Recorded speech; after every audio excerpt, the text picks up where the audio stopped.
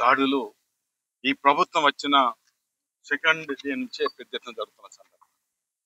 గతంలో మేము ఎన్నో ఏళ్ళ నుంచి రాజకీయంలో ఉన్నప్పటికీ ఇలాంటి సంస్కృతి లేదు. కాంగ్రెస్ ప్రభుత్వం రాష్ట్రంలో ఏర్పడిన తర్వాత అన్ని ప్రాంతాల్లో జరుగుతున్నట్టుగా ఇంకా మంచాల్లో ఎక్కువ జరుగుతున్న సందర్భం జరుగుతుంది. దాదాపు 2-3 రోజుల క్రితం అంటే నెంబర్ ఆఫ్ కేసెస్ మంచాల నియోజకవర్గంలో నేను నాకు తెలిసగాడికి ఓన్లీ బీఆర్ఎస్ వాళ్ళ మీదనే ఒక 20-25 దాకా కేసెస్, మిగతా డిఫరెన్స్ పొలిటికల్ పార్టీ మీద కేసులు పెట్టిన సందర్భం. దగ్గుల మధు మీద మొన్న 19th నాడు దాడి చేయడం జరిగింది.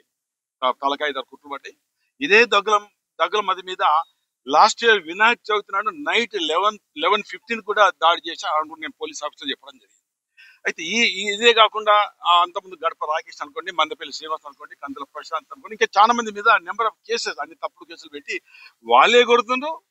దెబ్బలు తినలే అటెంప్ట్ మర్డర్ అని జైళ్ళల్లో నెలల కొద్ది జైల్లో పెడుతున్నారు. ఇదంతా అక్కడున్న ఎమ్మెల్యే ప్రేమ్ సాగర్ రావు నేతృత్వంలో మంచిర్యాల ఒక గ్యాంగ్ అంటే ఒక ఏజెంట్ ఒక గ్యాంగ్ అది మంచిర్యాల బైపాస్ లో పెట్టి అక్కడి నుంచి దాడులు. ఆ దాడులతో అందరూ భయపడి భూములు సెటిల్మెంట్ మరొకటి భూమి సెటిల్మెంట్ కాకపోతే దాడులు చేస్తే సెటిల్మెంట్ చేస్తున్న కార్యక్రమం. అక్కడ స్థానిక ఎమ్మెల్యే నెంబర్ ఆఫ్ కేసెస్ చేస్తున్న సందర్భాన్ని ఎప్పటికప్పుడు మేము ఎండగడుతున్నాం. ఈ రకంగా చేసిన సందర్భంలో మేము ధర్నా చేయడం. ధర్నా చేసిన తర్వాత మేము మన 19th నైట్ 1:30కి మేము కంప్లీట్ చేయడం జరిగింది. 8:30 జరిగితే నైట్ 1:30. కానీ మాకు దెబ్బలు కొట్టిన మీద వాళ్ళదేమో ఇతని మీదనే మొదలు కేసు చేశారు. ఏదైతే దెబ్బలు తిన్న మీద మొదలు కేసు తర్వాత ఆ కేసు పెట్టారు. మేము ధర్నా చేస్తుంటే మాకు అనుమానం వచ్చి పోలీసులు పోయినాం, కమాన్ ఎఫ్ఐఆర్ కాపీ అంటే అప్పుడు మాకు 3 గంటలకు ఎఫ్ఐఆర్ కాపీ ఇచ్చారు. అది చూసాక ఏంటంటే ఇతని మీదనే మొదలు కేసు దెబ్బలు తిన్న మీద. ఇంత అంటే తలబల కొట్టినా కుట్లు పడ్డా ఎస్సీలను కొట్టినా ఎక్కడ ఏమీ లేదు. దెబ్బలు పడ్డోళ్ళే జైలు పోవాలి, కొట్టిన వాళ్ళు హారం తిరిగే కార్యక్రమం ఉంది. ఇది చక్కటి ఈ సంస్కృతి కాదని సిపి గారు చెప్పినాం. సిపి గారు మరి పూర్తిగా మాకు అష్యూరెన్స్ ఇవ్వడం జరిగింది. చట్టానికి ఎవరు చుట్టాలు కాదు, చట్టలోపటిని మేము ఉంటాం తప్ప ఎవరు తప్పు చేసినా వారి మీద కఠినంగా శిక్ష తీసుకుంటాం, కఠినంగా వ్యవహరిస్తున్న మాట కూడా చెప్పడం జరిగింది. మేము వారికి డీటెయిల్ చెప్పాం, మీరు ఆ ప్రాంతంలో మీరు కంట్రోలింగ్ పెట్టండి, ఎవరు కూడా చట్టలోపటే పనిచేయాలి, చట్టానికి విధంగా పనిచేసే ఎంతటి గొప్ప వారి మీద కేసులు పెట్టాలని కూడా మేము వారికి చెప్పడం జరిగింది. మా మీద కూడా ధర్నా చేస్తే కేసు పెట్టారు. మరి సేమ్ టైం అదే రోజు దెబ్బలు తింటే మేము ధర్నా చేస్తే వాళ్ళు ధర్నా చేస్తే వాళ్ళ మీద కేసులు పెట్టాలి. ఇదే ప్రేమ్ సాగర్ రావు మంచిగా నడి చౌరస్తాలో మొత్తం ట్రాఫిక్ బంద్ చేసి 2 మీటింగ్లు పెట్టాడు. ఆ మీటింగ్లు పెట్టినప్పుడు అప్పుడు కూడా ప్రజలకు ఇబ్బంది కలిగా, మరి అది కూడా కేసు పెట్టాలి కానీ కూడా చెప్పడం జరిగింది. ఇవన్నీ చూస్తామన్నారు.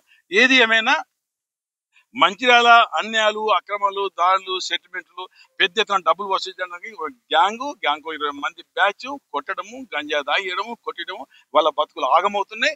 దీని మీద సమగ్రమైన విచారణ జరిపి దీనికి బాధ్యులైన వ్యక్తి, ముఖ్యమంత్రి ప్రధానమైన వ్యక్తి ప్రేమ్ సాగర్, అతని మీద చర్యలు తీసుకోవాలని కూడా చెప్పడం. నిర్వహిస్తున్నటువంటి ప్రజా వ్యతిరేక విధానాలు ఏవైతే ఉన్నాయో తారాస్థాయికి చేరుకున్నటువంటి తరుణంలో ఈరోజు ఎక్కడికక్కడ బీఆర్ఎస్ పార్టీగా ప్రజల పక్షాన నిలబడి ప్రశ్నిస్తే మరి రాష్ట్ర వ్యాప్తంగా కూడా తీవ్రమైనటువంటి పోలీసు నిర్బంధాన్ని ప్రయోగించి ఎక్కడికక్కడ కేసులతోటి మరి కట్టడి చేసేటువంటి ప్రయత్నం చేస్తున్నాం. ఎవరైతే నేరం చేస్తారో వాళ్ళని వదిలిపెట్టి ఎవరైతే ప్రశ్నిస్తారో వాళ్ళ మీద కేసులు చేసేటువంటి ప్రయత్నం చేస్తున్నారు. ఈ మధ్య కాలంలో మంచిర్యాల పట్టణంలో జరిగినటువంటి సంఘటన చూస్తే చాలా ఆశ్చర్యకరం. మధు అనేటువంటి వ్యక్తి పైన కొంతమంది దుండగులు విపరీతంగా కొట్టి తల వలగొట్టి 9 కుట్లు పడ్డప్పటికీ హాస్పిటల్లో ఉన్నప్పటికీ ఆయన మీదనే కేసు పెట్టి మిగిలిన వాళ్ళని వదిలిపెట్టేటువంటి పరిస్థితి. ఆ రోజు బీఆర్ఎస్ పార్టీ పక్షాన మా దివాకర్ రావు గారు అదేవిధంగా చిన్నయ్య గారు పోలీస్ స్టేషన్ దగ్గర ధర్నా చేస్తే తప్ప వాళ్ళ మీద నామినల్ కేసు పెట్టినటువంటి పరిస్థితి ఈరోజు రాష్ట్రంలో కనబడుతుంది.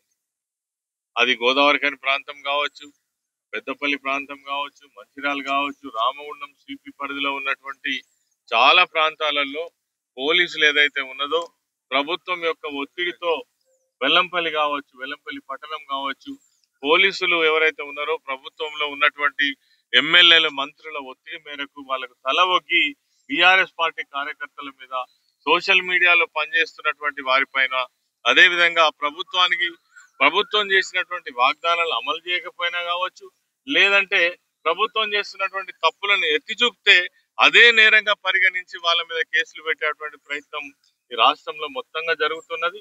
దానిపైననే ఈరోజు పర్టికులర్ గా మంచిర్యాలలో జరుగుతున్నటువంటి విషయాలను ఇక్కడ ఉన్నటువంటి రామగుండం కమిషనర్ గారికి తెలియజెప్పే విషయం కోసం నేను దివాకర్ రావు గారు, అదేవిధంగా చిన్నయ్య గారు, మాజీ ఎమ్మెల్యే గారు కలిసి రావడం జరిగింది. అన్ని విషయాలు కూడా మరి అప్పటి నుంచి ఇప్పటిదాకా జరుగుతున్నటువంటి విషయాలను చెప్పడం జరిగింది.